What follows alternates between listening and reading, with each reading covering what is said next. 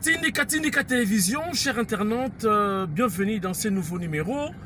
Les lobos sepela parce que ils ont une information très importante, mais est dérangé batu belé, batu bamituni, batu bakanisi, batu balobi, batu baleli, mais ngai molobeli ya Fachi Beton, papi kamwasi, mwana ya suka ya mama Marthe Kassalu.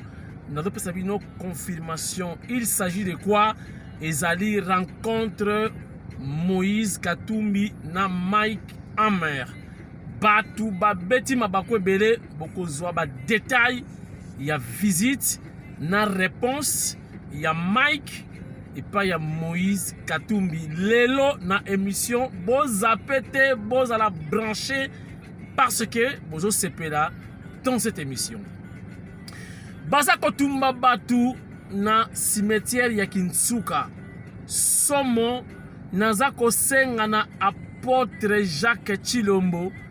Yende cheval de bataille na ezali changement ya mentalité. Akita na cimetière ya Kinsuka mbangu. Akoyoka somo cimetière nyonso esili.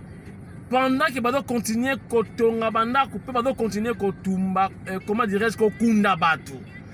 Boye bisangai makamozo le kakuna na ko ndima te ke za ba congolais bazo sala bandeko ba congolais ndenge wana baza ko donc ko profaner ba tombo na ba corps ya batu po ba tonga bandako. Donc les gens vivent dans les cimetières avec des morts.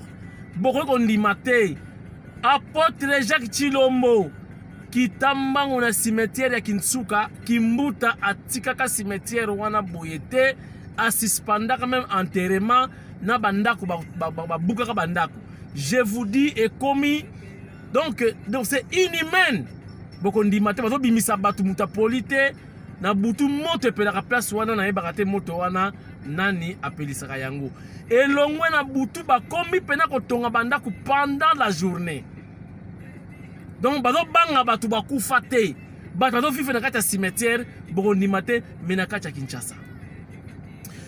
Total nano, message. Il y a changement de mentalité. Et ça va tout en pas côté, mais il faut pas changer la dimension nyonso. Na bas niveau nyonso, chers internautes. Total nano, message. Potoye ba pourquoi faut ba congolais ba fout en pas. Et après, to continuer l'émission, na expliquer bino makambo na émission ya lelo makambo batami. Boza pété. Regardez.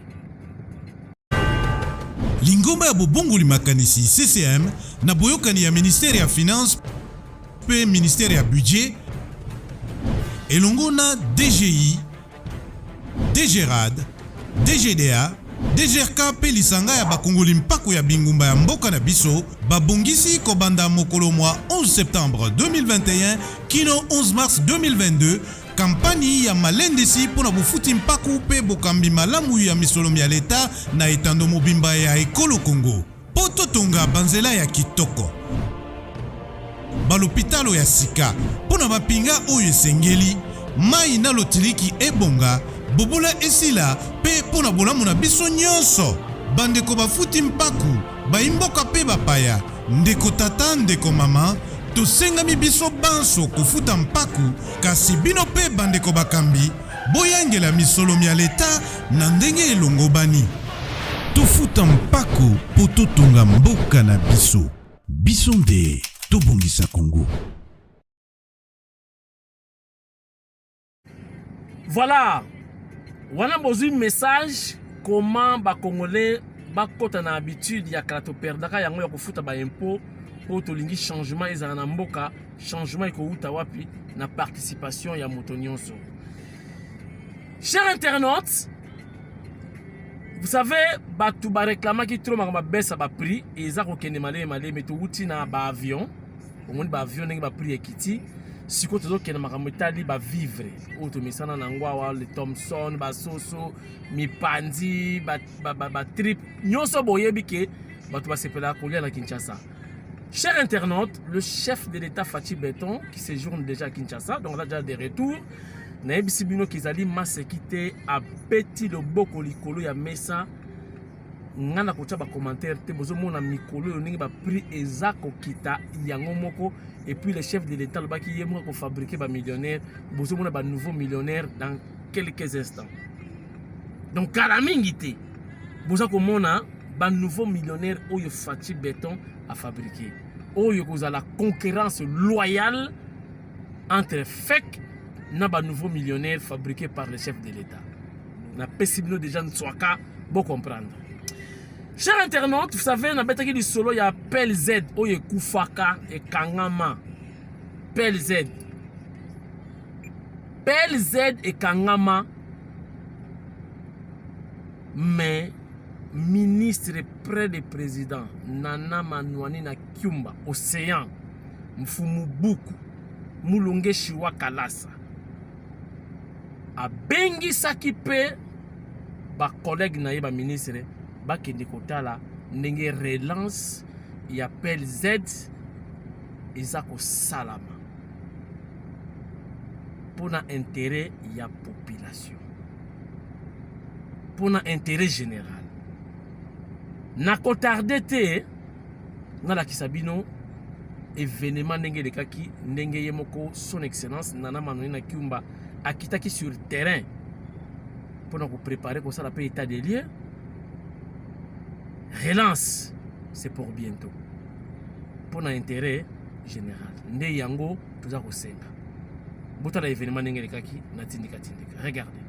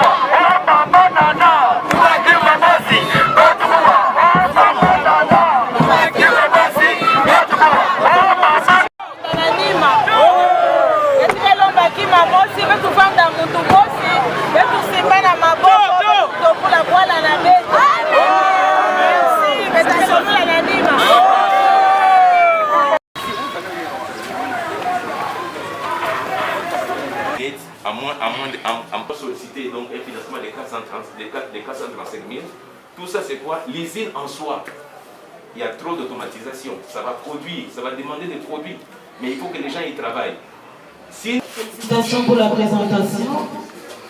J'ai une préoccupation en rapport avec les imprévus que vous avez présentés. D'emblée, je me dis, est-ce qu'il y a eu un problème lors de l'élaboration du budget ou les imprévus sont là? Mais ma préoccupation, c'est en rapport avec le montant que vous recherchez.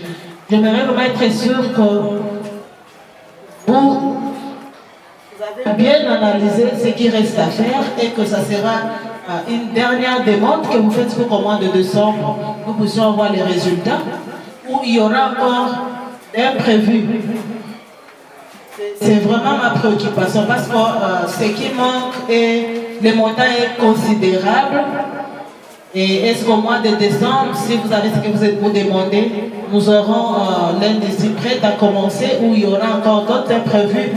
Et là, j'attire peut-être votre attention dans ce que vous élaborez comme budget. Ça, c'est vraiment ma préoccupation parce que la marge, quand même, le montant de ce qui manque, de voir quelque part que le budget, l'état des lieux peut-être avant l'élaboration du budget, n'était pas très bien fait. C'est le cas, par exemple, des tanks. Nous avons acheté donc une société avec des tanks et les Chinois disent que ces tanks-là ne sont pas exploitables, ils devraient les renouveler. Ça, c'est un coup. Cette étude ici a été faite avec les techniciens chinois et tout ce qui reste à faire. Et par rapport au biodiesel, les calculs sont là, donc il n'y a pas autre chose à faire. Troisièmement, c'est par rapport à la plantation, le coût de la plantation est connu. Nous disons que le montant est considérable. En termes de subvention, nous sommes à 1 million, les prêts à 641 000, ça suffit pour ça, pour que nous puissions démarrer et qu'on ne revienne plus. Mais s'il faut dire que voilà, on peut bien planter 2000 hectares en une fois, mais nous estimons 1000 hectares, ça va. Dès que nous commençons avec nos fonds propres, nous allons lancer nous-mêmes le projet de plantation pour 2000 hectares.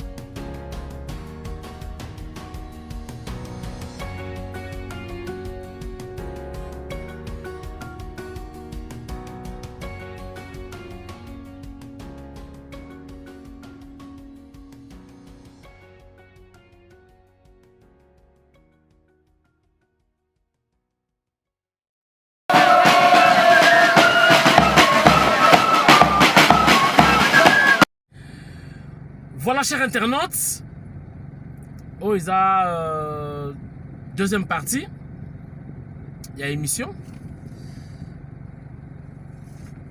Bas militaire congolais, état de siège. Toyebi qui n'a qu'à armée ou armée congolaise. Toyebi. Bobo ça n'a raté que brassage et salama, mixage et salama. Makamobele salama na armée. Bapaya. Bakota pe na armée. Bitumba makasi totika lango pe yango wana.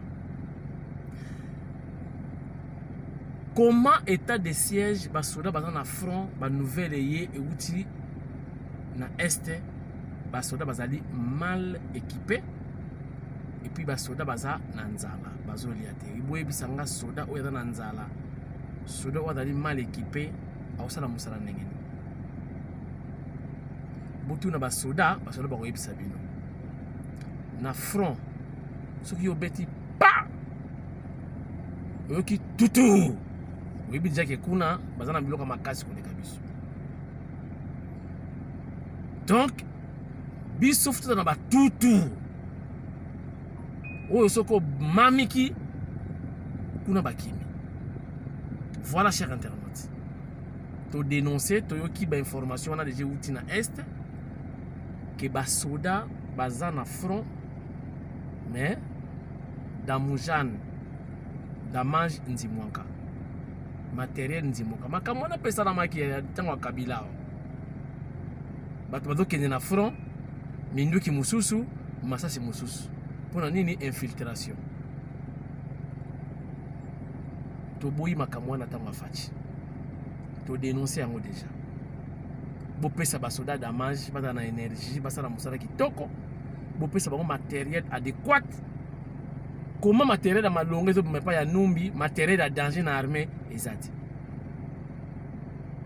to dénoncer yango déjà. Voilà, chers internautes, félicitations à bana Ista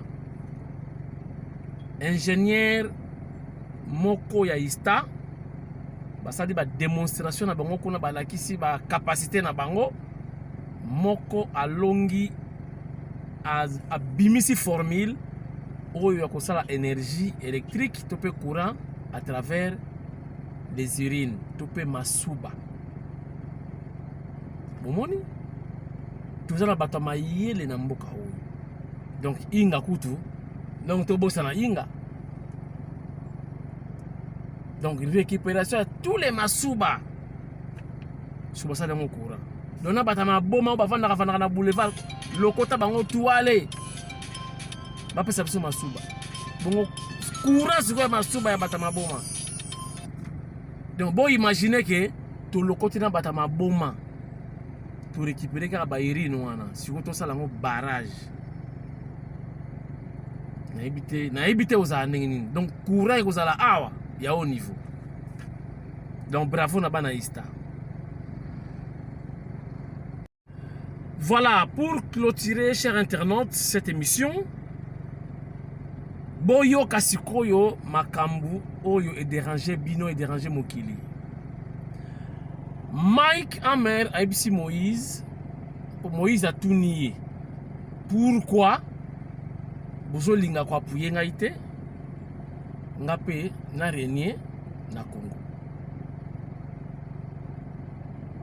Mike Hammer malgré alakisi makamebele wana tongia wana sali boya na kosala boye oyo na kokomisa boye Mike Hammer ayebisi boye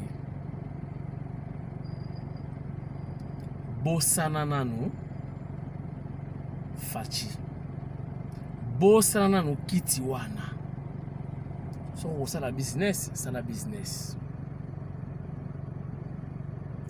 bosana nanu kiti wana ya bokonzi ya Congo betango kala po lelo te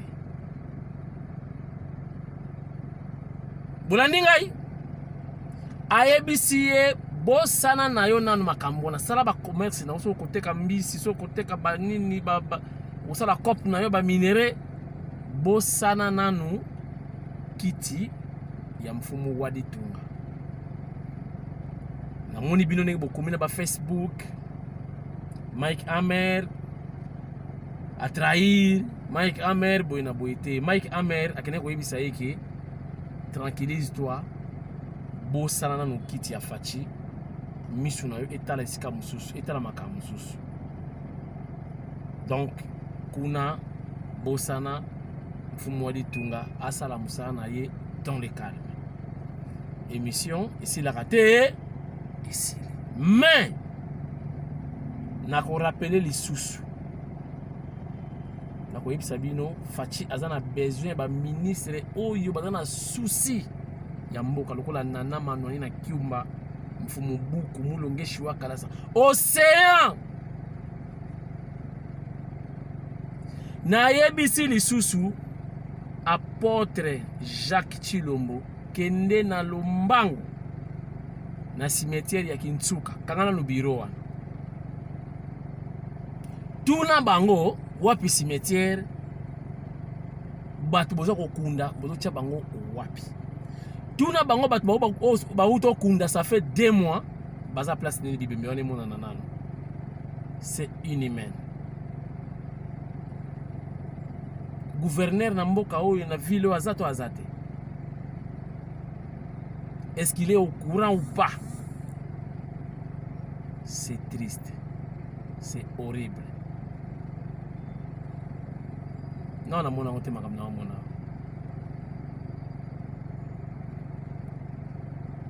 Ce qui n'a pas quoi-te, on a bien au lobby. Merci beaucoup.